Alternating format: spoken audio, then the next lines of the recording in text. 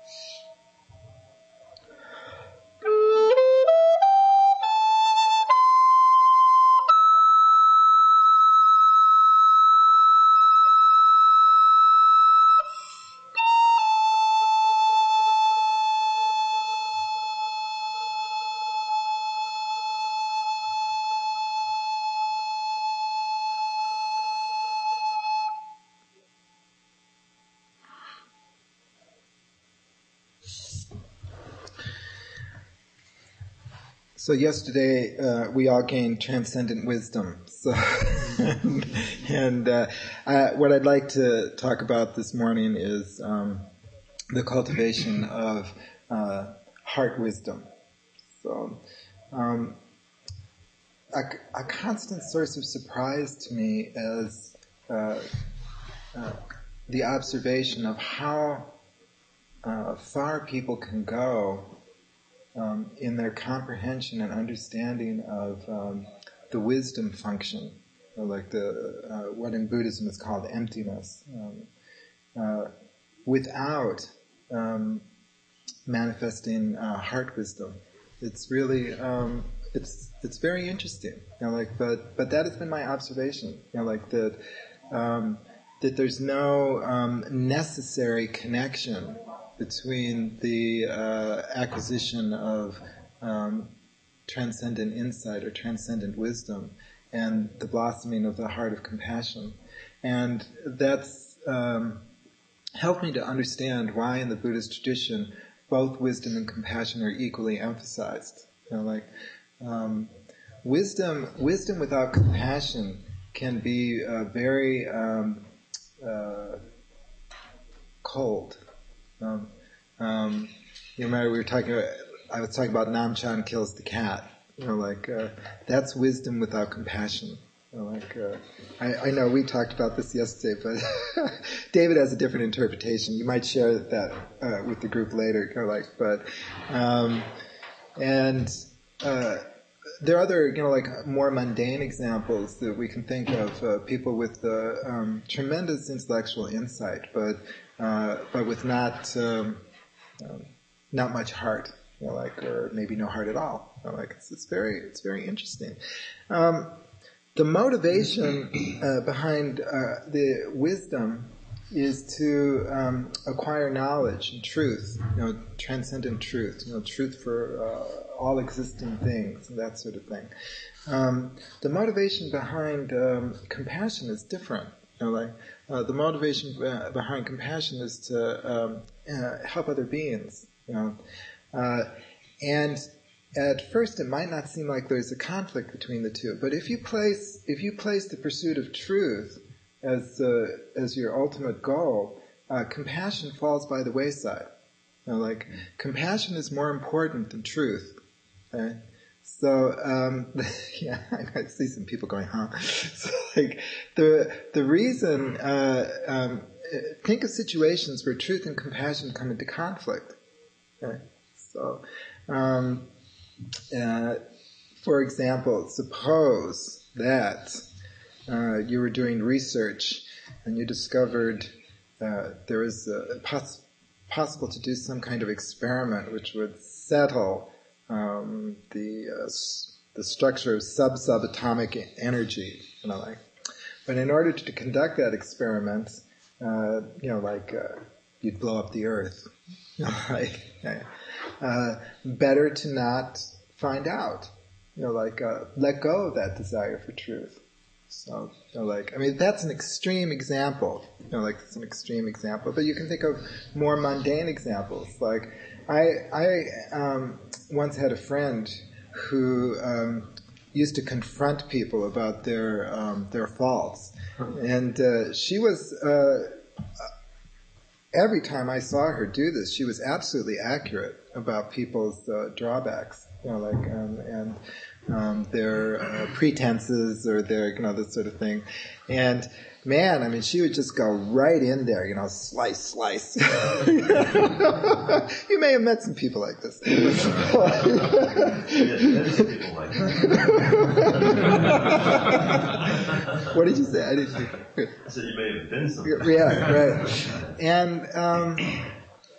And one day we were having a conversation, and she was talking about how she didn't have any friends. And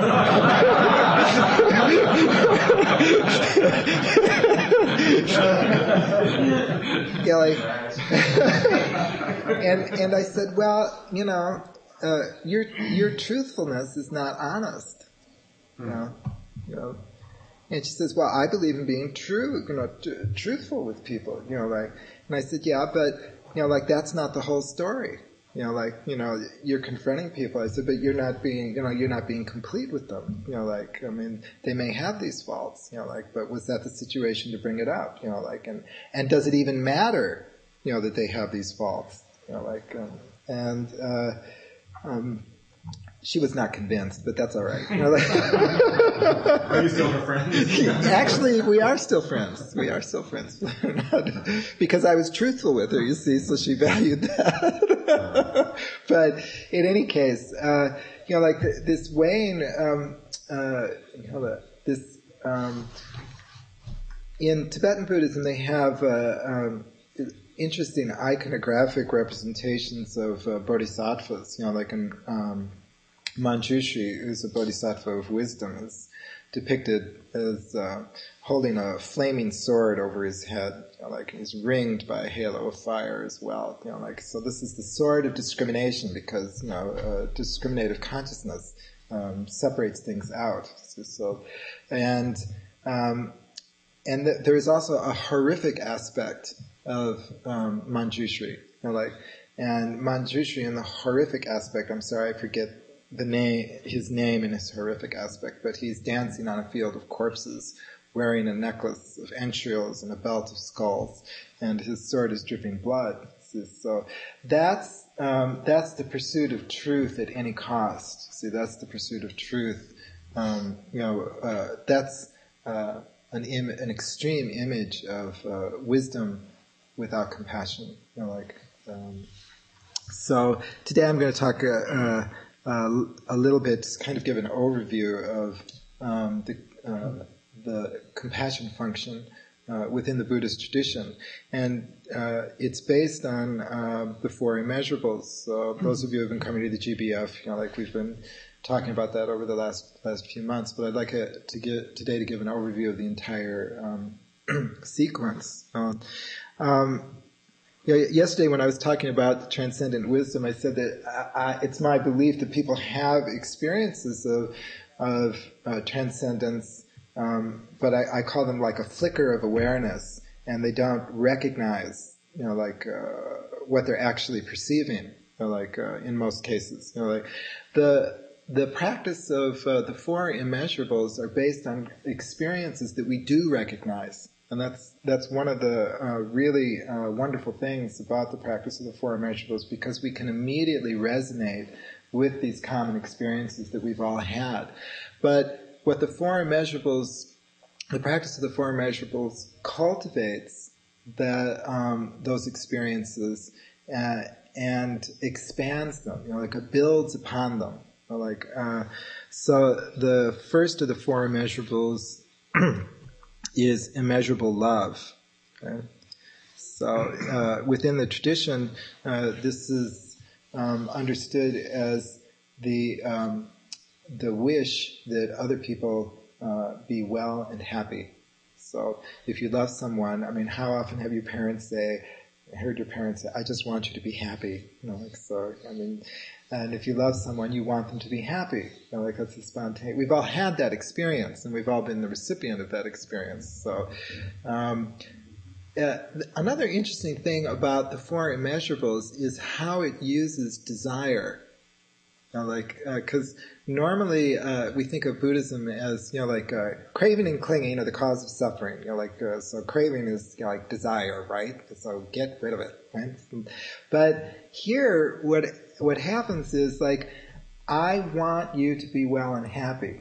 That's a desire. That's a wish. I want that. For you. But that desire is transformed into the practice through the means of the Four Immeasurables. So it's a way of transforming desire into realization. It's very I find that a very interesting aspect of it.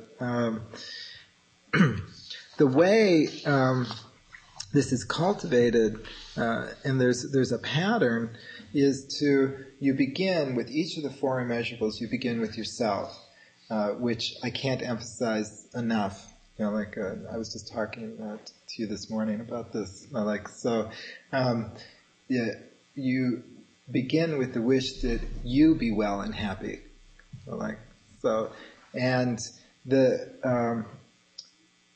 pattern is to gradually extend this wish or desire that other people be well and happy to larger and larger and larger groups of people, and eventually to all sentient existence. So those of you who have been at the GBF, you know the pattern that I'm referring to. You begin with yourself, then you extend that to excuse me, to those who have helped you. In traditional practice, this is called the benefactor.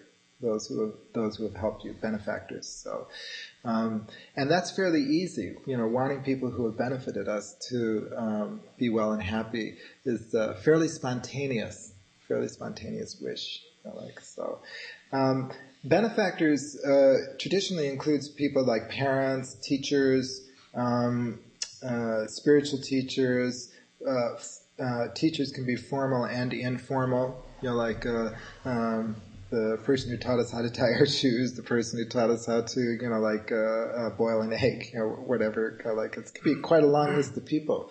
In doing this practice, I found it very helpful to actually list people. So that, when I'm at the second stage, after wanting myself to be well and happy, now I'm at the benefactor stage, then I actually write down, may Mrs. Ostergarden, my first grade teacher who taught me how to read, be well and happy, may, so-and-so, may Sun Sanim, my Zen teacher, be well and happy. It grounds it. It makes it less abstract. And then at the end conclude, may all those who have helped me, be well and happy. Generating a list at each of these stages where it is appropriate is very, very helpful in making the practice more real. It doesn't matter whether the benefactor is alive or dead, incidentally. The other thing that this second stage of the benefactor, it makes us aware of how much has been given us, and it generates the wisdom of gratitude, begins to manifest, benefactors, those who have helped us, really a tremendous amount has been given us, and more than we can possibly give back. It's really quite amazing when you begin to list it and consider it. From benefactors, we move to friends. Don't worry if you're using a list. Don't be concerned if people appear on more than one list. That's okay. There's going to be some overlap.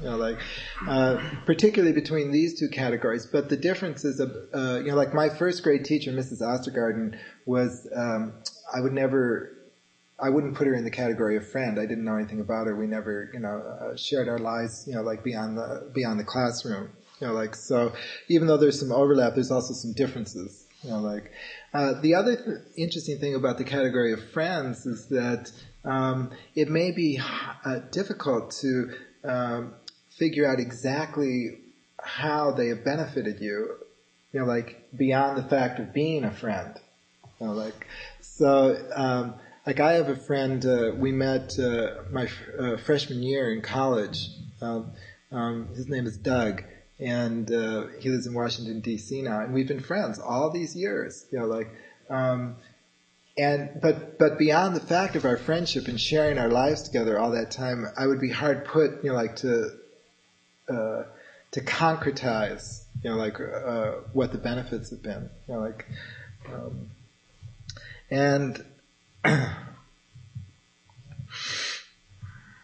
And then from friendship, you go to the neutral person, okay? or the people you meet every day. And here's where the practice becomes interesting.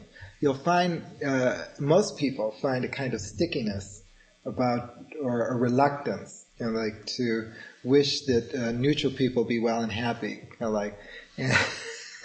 It comes from, you don't know them. Maybe they're an asshole, right? So it's all these considerations, will bubble up in the mind. So observe those reluctances, and the way you get over that reluctance is to begin to extend that wish that they be well and happy to a specific neutral person. So a neutral person means someone that you do not know. But a specific neutral person would be someone that you meet regularly.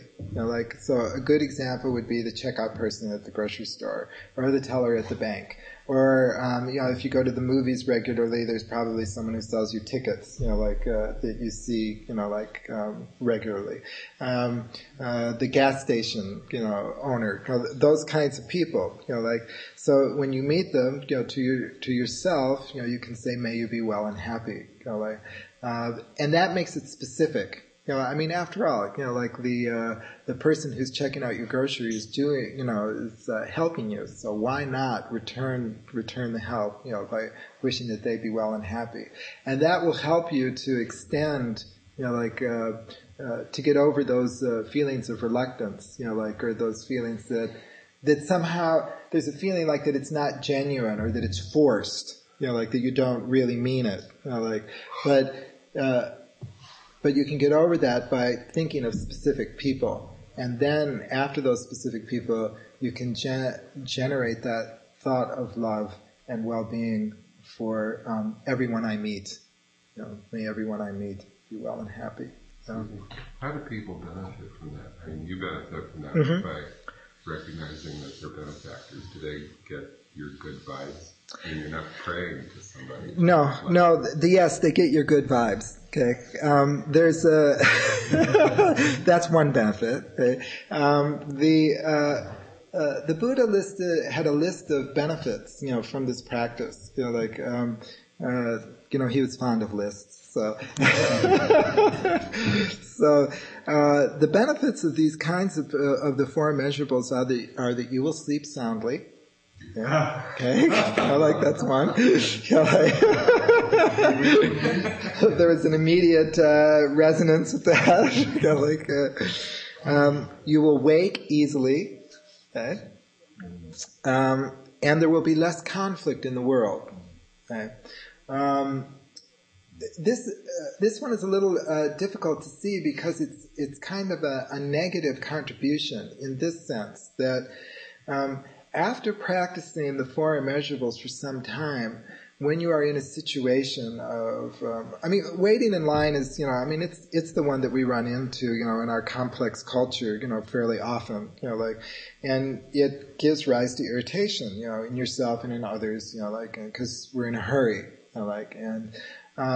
if while you're waiting in line, the thought arises, may you be well and happy, may you be free from suffering, instead of the thought, God, what an asshole, they should have written their check, before they, got their groceries.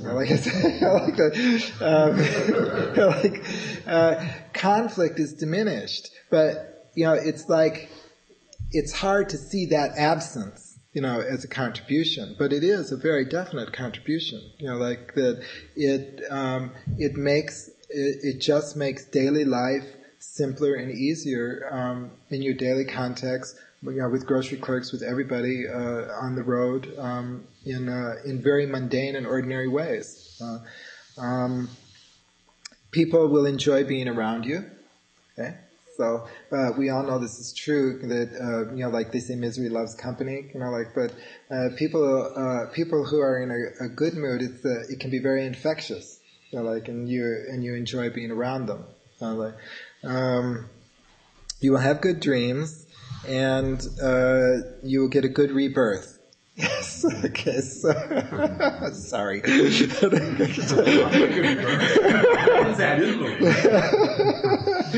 You'll get a good rebirth, and ultimately, it will lead to complete enlightenment, the practice of the four immeasurables. So, and complete,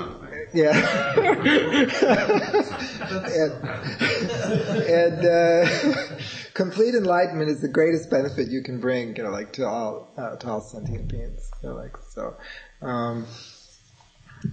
and there's probably other benefits as well. But it does. You're right. There is a certain kind of. The initial motivation may be that you don't want to feel irritated, as you go through your day, and this is kind of an antidote to that. But it does bring about a great many this worldly benefits. And I don't think it's I don't think it's a bad thing to be motivated by wanting to feel less irritated. The first step is to generate love and compassion for yourself. And so, I think that's a legitimate reason to enter into the practice. But the benefits of the practice ripple out, way beyond one's own self-concern. Does that help? Or? Okay. Yeah. Is there anything wrong with just to do it? I mean, do you have to have a benefit that you can touch? Nothing wrong. You can do it just to do it. It seems that most people want a reason to do it.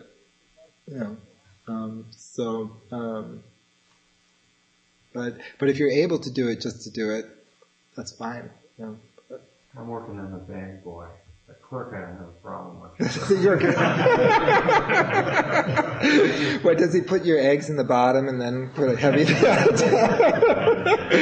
tomatoes in the bottom and then, the 5-pound sack of flour? Well, he's an expert. He's not an individual. Right. If may I offer an example consistent with what you're saying, because you've been talking about grocery stores. In my area of professional interest is organizations. What's been very striking, and I'd really like to do a study of it, is Safeway.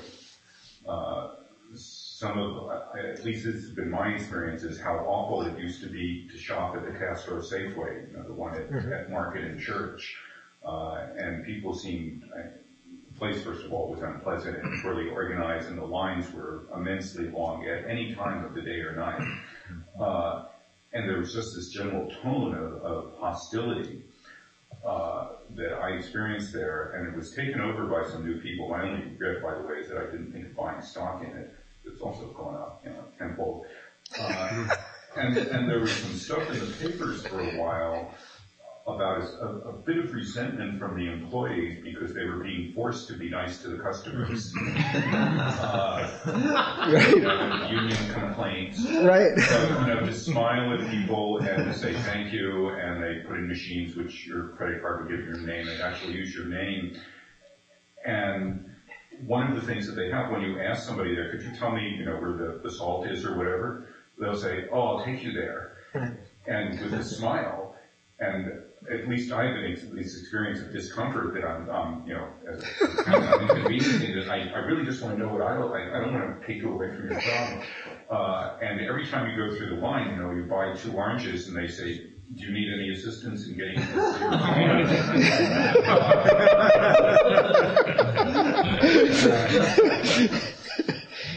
I didn't know if they had a Buddhist teacher or a Buddhist HR person or what. But what was noticeable also is that initial, at least in the papers, that little, people say, well, I have to do this, and they don't have any right to make me smile at the customers, and it's not my job, and so forth, that disappeared. And that what I've noticed is that there's a tone among both the employees and the customers that in fact is producing those benefits. There's less conflict, and you can imagine at least how it may ripple out. Just if you're standing in line, you have this pleasant experience, and you're irritated. As you're driving along home, not one of us Buddhists, of course. There's this dog across the road, and you say, "God, yeah." Down the dog. So I thought it was very interesting that it really does have these benefits. That's a wonderful example. Retail is as someone who's worked in retail for many years, I know that retail owners, managers, have a policy of staffing their stores to 2 people less than would be adequate. and so that that places the employee in a stressful situation. Like that. Yeah. One of the answers leads to why that particular Safeway went from non-functional to very functional was by simply redesigning it and giving more aisle space. People were constantly bumping into each other. And there was an anger about the design. Mm-hmm. Very quick anecdote, as a banquet waiter for Local 2, I work for Fairmont, and the Junior League goes to the Fairmont, and we did the Junior League, and we always hate them because the classism is noticeable, obvious. And we were told by the maitre d' on the second day that the Junior League was there that the hostess was very, very, everything was lovely, everything was fine, but would you please smile at the customers? Mm-hmm. And we all went, no. Mm-hmm. No, we will not. Mm-hmm. And I said no to it, because I'm, screw them. But now I won't. Now, the Junior League does very good things. They do very good things for us. Well, the four immeasurables, a foundation for the four immeasurables is understanding, is making all beings equal, understanding the other beings are just like us. Just as I wish to be well and happy, other beings wish to be well and happy. So it's equalizing that understanding, and so the fact that people come from a different class, a different race, or a different religion, or this, that, and the other, still they wish to be well and happy, just like me. And that enables you to overcome those kinds of reluctances. So gradually expanding it after the neutral person is the difficult person. It's so, and the difficult person is... No, I didn't. I wasn't talking...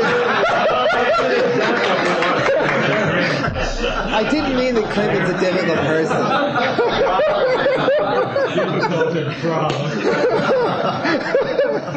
I'm sorry, Clint.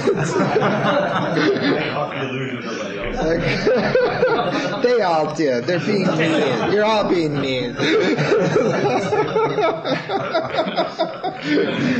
So, and here it becomes very interesting, and you encounter the main obstacle to this practice. And that is, the main obstacle is being able to distinguish between wishing that others be well and happy and approving of them. Okay? And this is where the practice becomes subtle.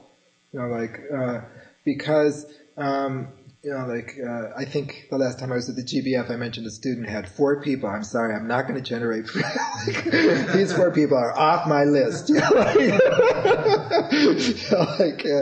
So I think we all have 4 people in our lives. And the difficult generating the desire that difficult people be well and happy. That's where you begin to have to distinguish between approval and love.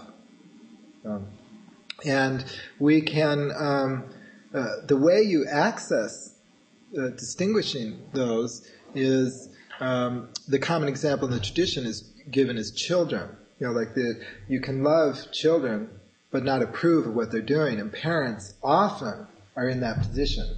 I love you, but you have to stop doing that. We all have had friends, that we're very fond of, and then they do something, and you say to them, I wouldn't do that. If I was in your position, I wouldn't do that. But that doesn't diminish your fondness for that person. You still feel very close to them. So if you can bring those examples up, then that will help clarify and draw a distinction between approval and love. It is a subtle distinction to make, because so often the two come as a package. Especially when you fall in love.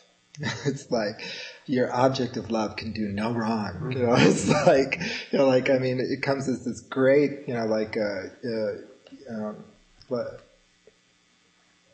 beautiful birthday package. It's like everything they do is wonderful. They look wonderful. What they're doing is wonderful. And I love them. And so based on that kind of experience makes it difficult at this stage to distinguish. Because they so often come together. So in order to generate the capacity to distinguish, Manjushri in his beneficent aspect is that sword to cut through and separate those two gestures.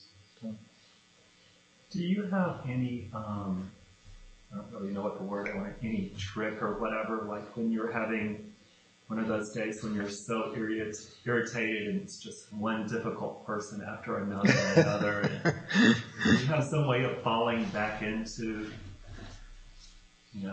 these immeasurables. Is there some advice you could give? Yeah, the having compassion for yourself, and coming back to yourself. Part of having compassion for oneself is recognizing one's own limitations. Recognizing that that we have finite capacities, and the fact is this is where I am, and this is what's appearing. And it's a kind of being honest with oneself and generating equanimity about oneself. And saying, so in that kind of situation, withdrawing from that extroverted generating of compassion and coming back to center and saying, I wish I was well and happy. The only way I find to do that is if I go out and just meditate for 10 minutes or whatever, but you can't always do that. Right. I mean, I guess it's just you have to train your brain. Part of it is just practice. Equanimity is generated through acceptance, and acceptance is generated through clarity of what is happening. I'll share with you what I use in that kind of situation, and it's a practice called inquiry. It's not part of the four immeasurables, but it's simply asking the question, "What is this? What is this?" The trick to inquiry, though, which makes it a little subtle, is that you don't allow the thinking mind to rest on any answer. So you generate the question, what is this? But you do not allow the intellectual mind to come to a conclusion. Okay? That is very effective, particularly in stressful situations. It's like taking a psychic breath, because what happens when you're getting irritated is you're getting tangled up, with it's the Buddhist conception of samsara, they're misbehaving, so I'm going to get back at them, and then it goes back and forth and back and forth. Can you give an example of that? Sure. So I was a secretary for many, many years, and one of the interesting things about being a secretary is when people are irritated with your boss, they yell at you, because they want something from your boss, right? So they don't yell at your boss, they yell at you, so, I'd answer the phone and says, where the fuck is that permit? God damn it. Working for the city of Santa Rosa, for a while, and it's easy, the instinctual reaction is either to hang up at them or, tell them to go, fuck themselves or, whatever, but, entering into that inquiry, what is this? Then that energy manifests just as a neutral phenomenon, like any other phenomenon that is appearing in the world. See? And you don't become tangled up with it. It's like a mini moment of zazen. You're sitting in zazen, anger appears, anger disappears. But, asking, what is this? Then it's a phenomenon which is appearing. I'm sorry to interrupt. No, that's all right. Because I need this. Okay. I should have given a talk on this. I'm sorry. You should have given a whole weekend seminar. So if somebody pushes your buttons in a major way, your immediate reaction is to behave like a Rottweiler. Right. Instead, you can just feel the anger, and you can just step inside and say, well, what is this? I try to do something like that where I say, well, why am I so angry? No. Not why am I so angry. That's analysis. Okay. See, then you're asking for the mind to generate an answer. You're trying to follow trace a cause and effect. You don't have time for that in these kinds of situations. And this is the trick. Do not allow the intellectual mind to generate an answer. See, simply generate the question, what is this? Okay. there's a very definite bodily sensation or feeling, I call it bodily asana, that goes with this. It has been my observation that it takes people 6 weeks to 3 months to figure out what that bodily feeling is, and to know when they're doing it and to know when they're not doing it. But it is very much like taking a deep breath, except that it's psychic, and it's very much like centering. I'll give you another example. My black belt karate student, Stephanie, was once in a car accident. In one of the back roads of Sonoma County, she was driving, and this guy came around a curve, going very fast, and hit her head on. And he had crossed the double yellow line. And fortunately, everybody was wearing their seatbelts, right? But to make matters worse, she was not driving her own car; she was borrowing her sister's car. So she gets out of the car, and this guy is livid. He's livid, right? And he had crossed. I mean, there they were on her side of the road, right? And he's pissed off. Right? And her first instinct was, I'm going to deck this asshole. He has no idea who he's, getting involved with. She wanted to. She really wanted to. And it was her sister's car, this, that, and the other. She, was spinning like all the complications that are going to result from this. And she did inquiry. What is this? And she said it broke. Her feelings broke like brittle glass. And she just turned around and started walking away from the guy to go to a phone, and he was yelling at her,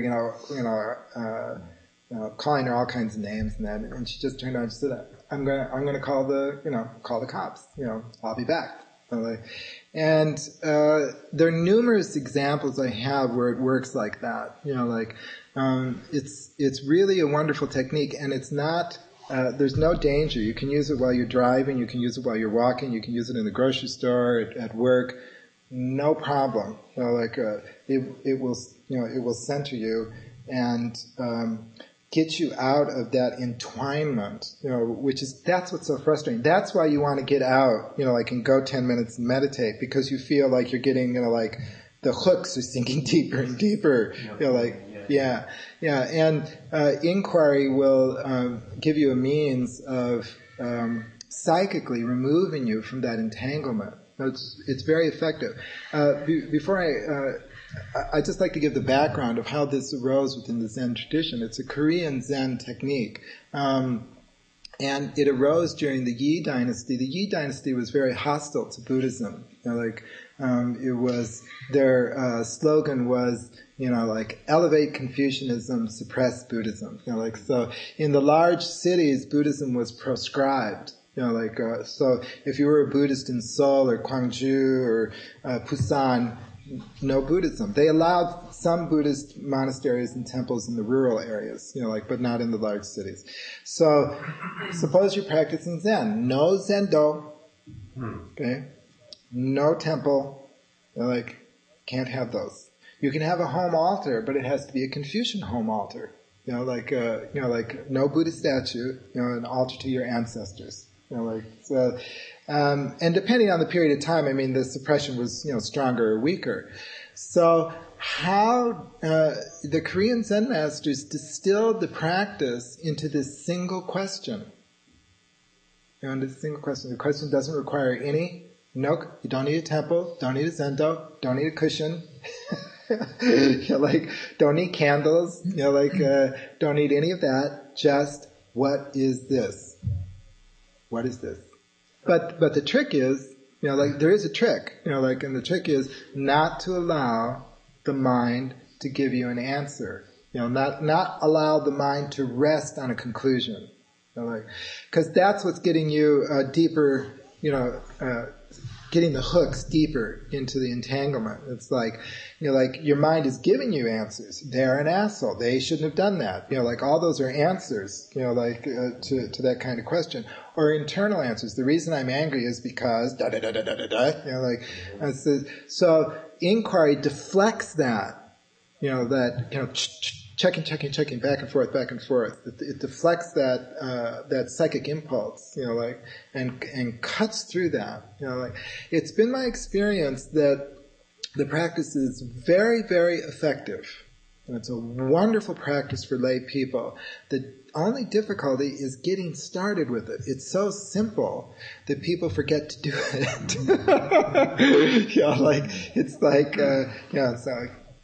So if you wish to enter into this practice, I would recommend attaching the practice to some activity you do every day. So for example, every time you drink a cup of coffee, ask, what is this?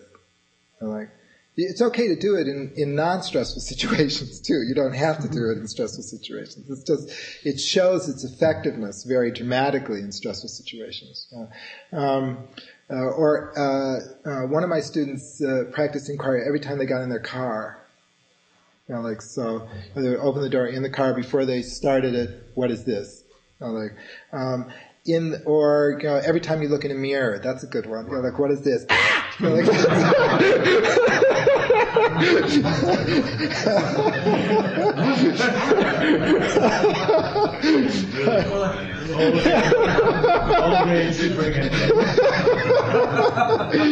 Just kidding. But if you attach it to a regular, an activity that you do every single day, regularly, like every time you open the refrigerator, or something like that, that will kickstart the practice of inquiry, and allow you to enter into it, and then you will have it when a stressful situation appears. Jim. Go ahead. Yeah. There is the amygdala response. You see, it's the amygdala response. Is that a bodhisattva? No. It sounds like one. It's the Ukrainian bodhisattva. No, it's the center of the brain, primitive center of the brain, which responds to danger, which where perceived as danger. They say it's a response to I eat it or does it eat me? Right. It is hardwired to take over, when it's triggered, and it overrides any prefrontal, behavior that we generate, which is what you're talking about.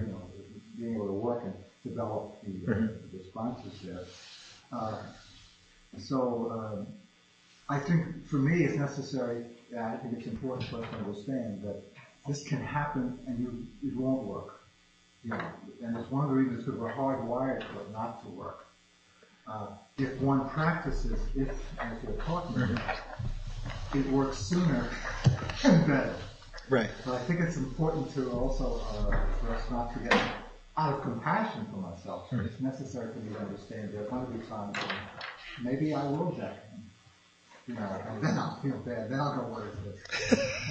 But I'm serious. But I think that's an important part of compassion because it isn't always possible for us to do that. And right now, for many of us, it's not possible because we haven't worked on the issue of finding. Practice is necessary.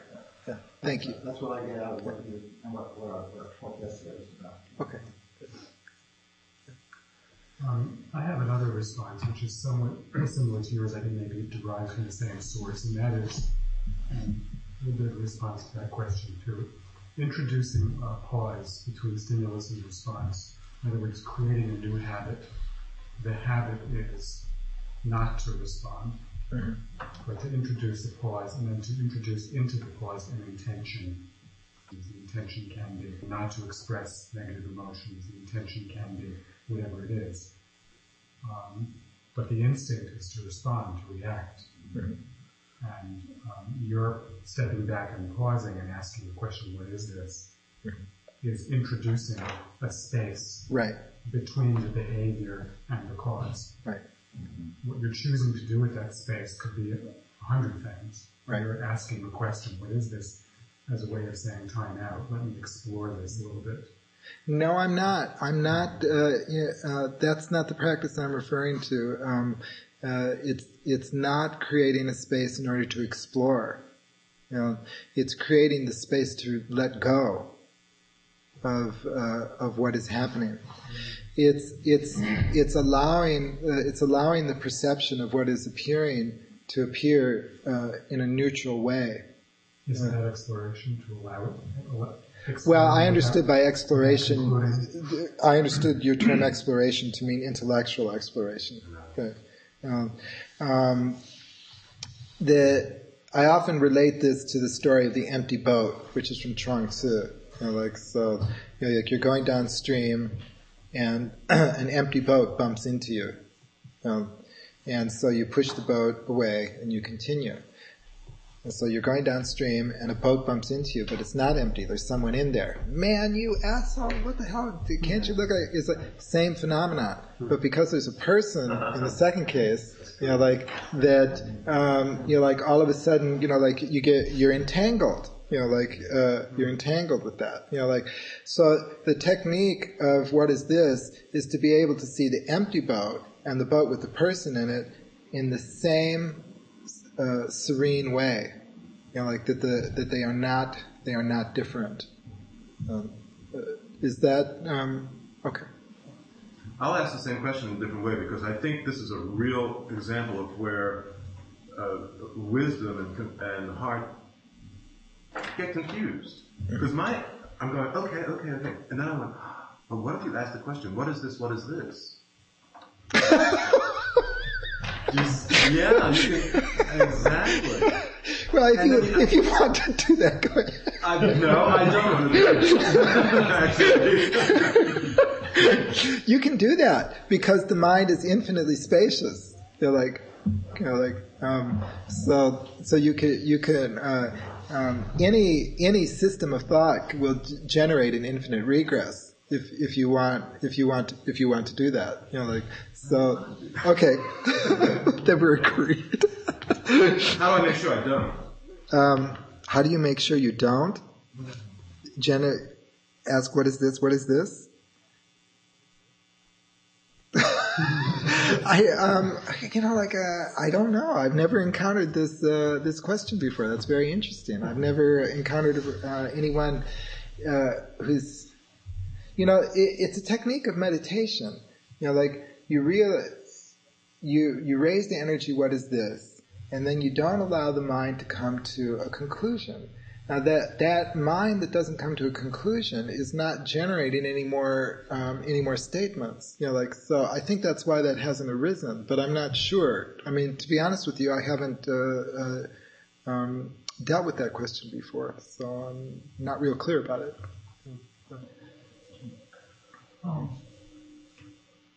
This practice, I've been doing it for a long time now. Uh-huh. It's also the practice of Ramana Maharshi. Right. Also with the question, who am I? Right.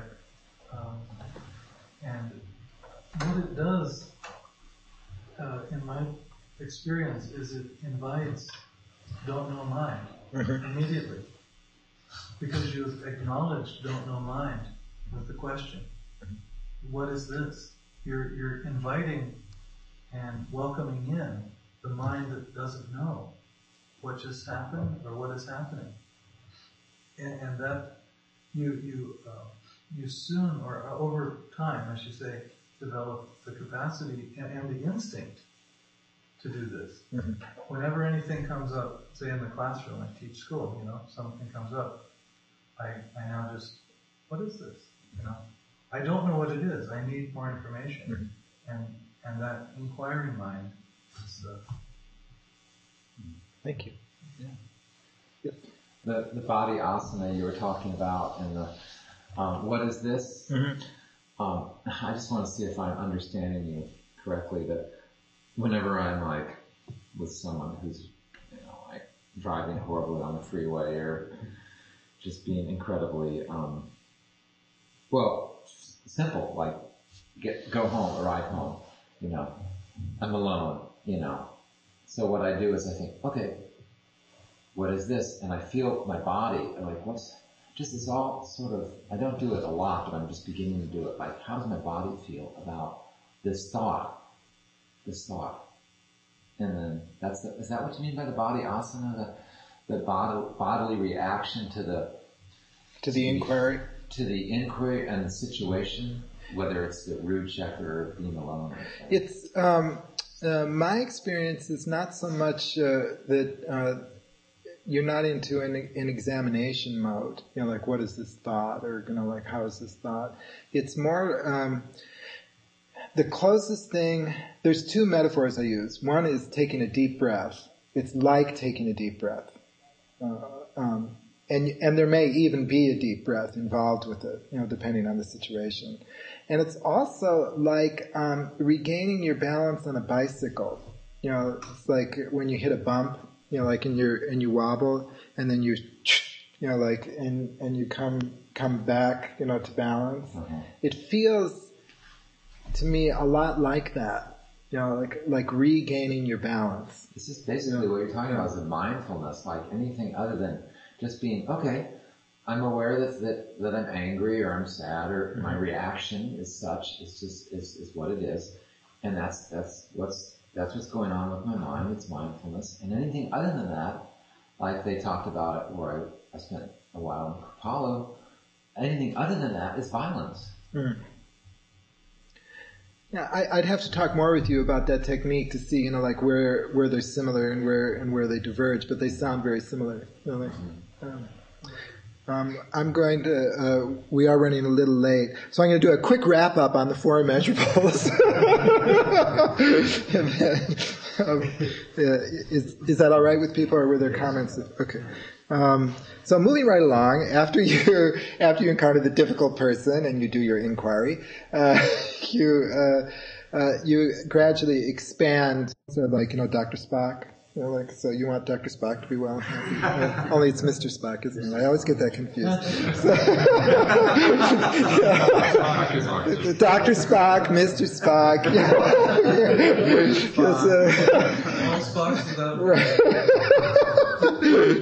So that's immeasurable love. Immeasurable compassion is based on the desire that people be free from suffering and the causes of suffering, which this is directly connected to the first noble truth, the fact that people are suffering. And this is the wish that people be free from suffering. Once again, you begin with yourself, and then you gradually extend that to all sentient beings. The third of the four immeasurables is immeasurable joy. Okay, and the main obstacle to immeasurable joy is based on the experience that happiness for other people's success. When you feel happy at other people's good fortune. Okay? So we've all had that experience, particularly with friends. The examples I use, like a friend has been trying to get a job, and they finally get the job they want, and you're just so happy for them. Or somebody graduates from a grueling program, and you're just happy for them. You go out, you have great dinner, and this is the antidote to the checking mind, the mind that evaluates and always compares. It's like, they got this, but I only have that. They got that, but I only have that. Or they got that, and I want it. This is mine, you can't have it. This is the antidote to that kind of mind. The obstacle to generating immeasurable joy is that you feel that other people don't deserve it, or that when you wish someone good fortune, what some people will interpret as good fortune would be very destructive behavior. That's what they want to achieve. So that if you wish them good fortune, and you wish them success in their life, their definition of success might generate very destructive things. So how do you generate the hope that they have success and good fortune when your views about what constitutes good fortune are so divergent? And the antidote to that is to bring in non-harming into this contemplation. So I use the phrase good fortune. May you have good fortune in your life. May all your life be filled with good fortune. But I add the phrase bringing harm to no one, or bringing harm to none. May good fortune fill all your days. Then that makes it possible for me, to extend that wish to all beings. And that is immeasurable joy. And the fourth one is immeasurable equanimity. A very important immeasurable equanimity.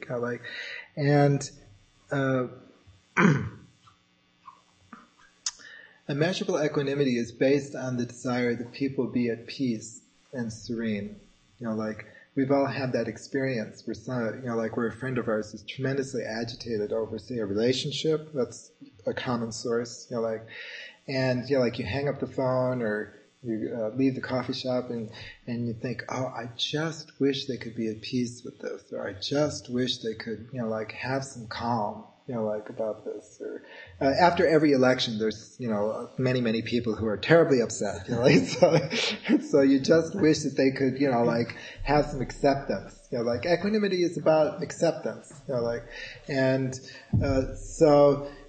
Based on that experience of wanting others to have peace and serenity in their lives, you can generate that, to all sentient beings in that same kind of sequence. Those are the four traditional immeasurables within the Theravada tradition. Within the Mahayana tradition, the fourth immeasurable, equanimity, is interpreted in a different way. Right? And they don't the fourth one is not equanimity, but the fourth one is bodhicitta, or generating the wish that other people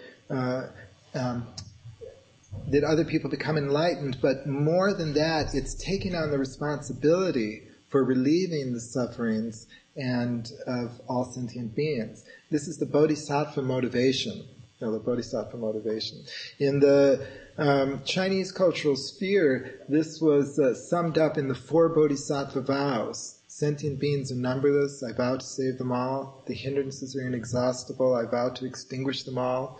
The teachings are innumerable, I vow to learn them all. The way of the bodhisattva is unattainable, and I vow to attain it. So this vow is an endless vow, and there's a shift here. From wishing and desiring that other people be well, that other people be free from suffering, that other people's lives be filled with joy, that other people's lives be free and serene. The shift is assuming responsibility and working for dedicating one's life to the release of the suffering of other people. The experience in which bodhicitta is based is that experience you have where you find someone else's suffering unbearable. I just, wish there was something I could do. Some of us have been in situations where that sense of frustration is acute. Building on that, wish, that someone close to us be free from suffering. You can once again gradually generate that sense of bodhicitta to all sentient beings. We in the West, are receiving all this dharma from all these different sources, and so I call it now the five immeasurables. Why substitute one for the other? Equanimity is very important. Very important practice. So I now think of it as the five immeasurables. As a foundation for generating bodhicitta, there is also immeasurable gratitude. Okay? So cultivating an awareness of how much has been given us generates a sense of gratitude and generates the feeling that so much has been given me. Therefore, I need to help those who have given me so much. And that sense of reciprocity comes in. And then there's also immeasurable forgiveness as a foundation.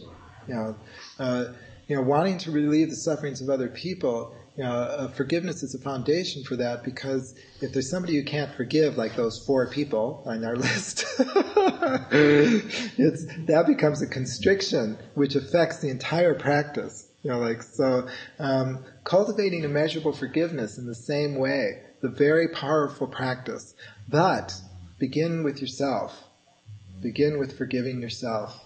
Whatever negative, destructive, or harmful deeds I have done through body, speech, or mind, intentionally or unintentionally, I do hereby forgive myself for those deeds. And then the same phrase, extended to others. It's fairly easy to do that for friends because we sort of spontaneously forgive our friends.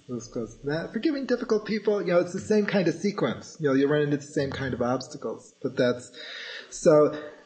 Gratitude and forgiveness are foundation practices, for the generation of bodhicitta. That's a very, very quick overview. I'm sorry to be so quick. Yeah. If you want to hear more, come to October 3rd to our next meeting when you're going to talk about it. Okay.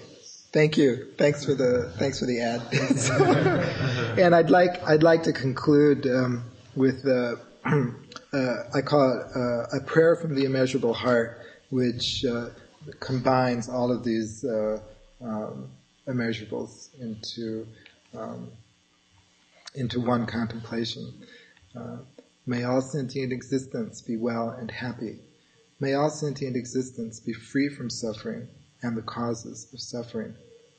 Bringing harm to no one, may good fortune fill all the days of all the lives of all sentient existence. May all sentient existence, no matter what conditions arise, dwell in the limitless realm of the ever-present peaceful heart and serene mind. Sentient beings are numberless. I vow to save them all. The hindrances are inexhaustible. I vow to extinguish them all. The teachings are innumerable. I vow to learn them all. The way of the Bodhisattva is unattainable. I vow to attain it. Thank you. Thank you very much.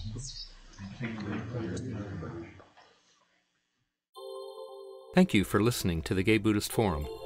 If you would like to hear several new talks per month and be notified of upcoming speakers so you can participate live, please subscribe to this podcast, like us on Facebook, and join our mailing list by visiting gaybuddhist.org.